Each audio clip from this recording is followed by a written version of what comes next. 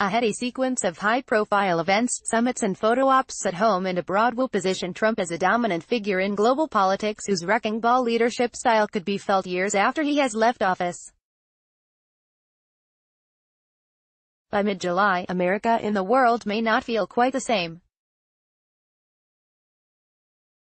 Trump's spin in the spotlight begins Thursday with a 4-day countdown to his unveiling of a Supreme Court pick who is likely to enshrine a conservative majority on the nation's highest bench for decades into the future.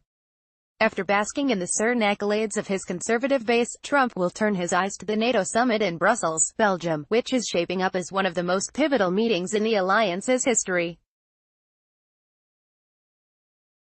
From there, Trump will head to Britain for his long-delayed visit, which is likely to include an eye-catching photo op with Queen Elizabeth II that will match perhaps the world's ultimate symbol of duty, continuity and convention with the most unpredictable, protocol-busting U.S. leader in history. At the end of Trump's barnstorming 11 days comes his summit with Russian leader Vladimir Putin in Finland, an encounter that will unleash new speculation about his baffling relationship with the Kremlin strongman and, depending on how things go at NATO, could cast new clouds over the destiny of West. Gorsuch 2.0 The president's first task is to choreograph a rollout for the replacement for retiring Supreme Court Justice Anthony Kennedy, an opening that represents a priceless political chance for him to cement his hold on American life and culture for decades. Every sign is that Trump is considering relatively young nominees who could serve for a quarter century or more. His first pick, Neil Gorsuch, is already a talisman for conservatives, and Trump will aim to manage the debut of his next nominee to assure a clean confirmation process. His first go-around last year was one of the smoothest, least dramatic episodes so far in an otherwise chaotic presidency, and vindicated the support that some skeptical conservatives gave his 2016 candidacy. "We're going to give you a great one," Trump told supporters in West Virginia on Tuesday night. "I think you'll be very impressed. These are very talented people, brilliant people, and I think you're going to really love it, like Justice Gorsuch. We hit a home run there, and we are going to hit a home run here," Trump said. The president is sure to spend the weekend driving anticipation for his announcement, like a television producer building suspense for a primetime show.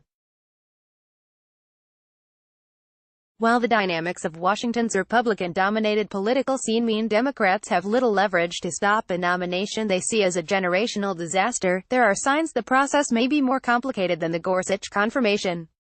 Sen. Susan Collins, our Maine, told CNN's Jake Tapper on State of the Union on Sunday that she would not vote for a nominee hostile to the Roe v. Wade ruling upholding the constitutional right to an abortion. Senator Lisa Murkowski, an Alaska Republican, is under scrutiny for similar reasons. Both senators voted to confirm Gorsuch, however, who most conservatives believe would vote to overturn Roe v. Wade. Intense lobbying is taking place ahead of Trump's announcement, with some divisions appearing in legal circles between supporters of Judge Amy Coney Barrett, a favorite of social conservatives, and Judge Brett Kavanaugh, who some in the movement feel has been insufficiently supportive in some rulings on key planks of its orthodoxy. Whoever Trump picks, though, is likely to be the culmination of a decades-long effort by the conservative legal community to dictate the ideological balance of the court. NATO in the balance. The NATO summit in Brussels on Wednesday and next Thursday is one of the most consequential meetings of Western leaders since the end of the Cold War. Trump's hostility to multinational institutions and his belief that America's allies are freeloading off its security guarantees have convinced many alliance diplomats that the most successful post-World War II national security institution could be at risk.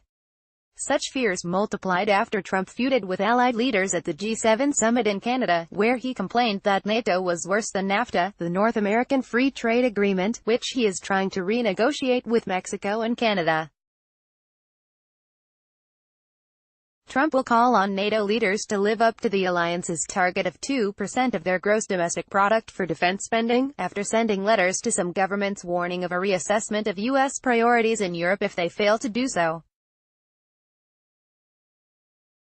Also looming over the summit is bad blood between Trump and European Union leaders over a gathering trade war sparked by his imposition of sanctions on steel and aluminum imports to the U.S. German Chancellor Angela Merkel warned Wednesday that Trump's threats to impose tariffs on European car imports to the U.S. could have dire consequences. It's worth every effort to try and defuse this so that this conflict does not become a war, she told German lawmakers.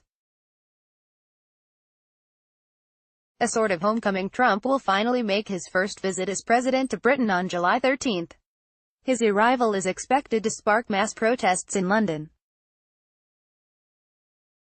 His stay is being categorized as a working visit and won't see the pageantry of the full state occasion that the leader of Britain's closest ally usually enjoys. Details of the visit are yet to be announced. Trump is expected to stay out of central London and to see Queen Elizabeth II at Windsor Castle for the most keenly awaited photo op of the visit. He is then likely to meet Prime Minister Theresa May, for whom his visit marks a dicey political assignment, at her official country residence, Chequers, in Buckinghamshire, west of London, diplomatic sources said. Trump reportedly told May in a telephone call after he was elected in November 2016 that his late mother, Marie, was a big admirer of the Queen, so his audience with the world's longest reigning monarch may be a poignant moment for the president, as well as an encounter that unites two of the world's most famous people. Trump is also expected to visit one of his golf courses in his mother's homeland, Scotland, during the trip. One-on-one with Putin. Trump's summit with Putin is exactly the kind of high-profile, headline-grabbing encounter he relishes. But it also poses a significant risk given the Russian leader's skills as a ruthless and accomplished diplomatic power player. U.S. allies are concerned that Trump will be so fixated with his looming summit with Putin in Helsinki that he will be unable to concentrate on the NATO summit or may see getting tough on allied leaders as a way to impress the Russian president. Trump's first standalone summit with Putin on July 16 will renew speculation about his approach to one foreign leader whom he never criticizes and who is accused by U.S. intelligence agencies of meddling in the 2016 election to help Trump win. That intrigue will deepen if Trump goes ahead with his plan to huddle with Putin alone apart from interpreters before throwing open the meeting to wider delegations. Trump is under pressure to raise the issue of election meddling with Putin, since he has repeatedly highlighted the Russian leader's denials that Moscow's espionage agencies were involved, in defiance of his own clandestine community. Trump's claims that the election interference saga is a witch hunt and a plot by Democratic and deep state foes absorbed a blow with the release of a report by a key Senate panel Tuesday that endorsed the findings of U.S. intelligence agencies. Despite the political clouds over the summit, the two sides have grave issues to discuss since relations are in their worst since the fall of the Soviet Union. Trump is adamant that he can repair the poisoned U.S.-Russia relationship. The talks are expected to focus on the geopolitical mire in Syria, fears of a new nuclear arms race and Trump's effort to convince North Korea to end its own nuclear and missile programs. But few analysts are expecting big progress. Domestic politics has made it hard to get to the summit, but it's divisions over actual issues that will make the summit deliverables difficult, said Matthew Rajansky, director of the Kennan Institute at the Wilson Center.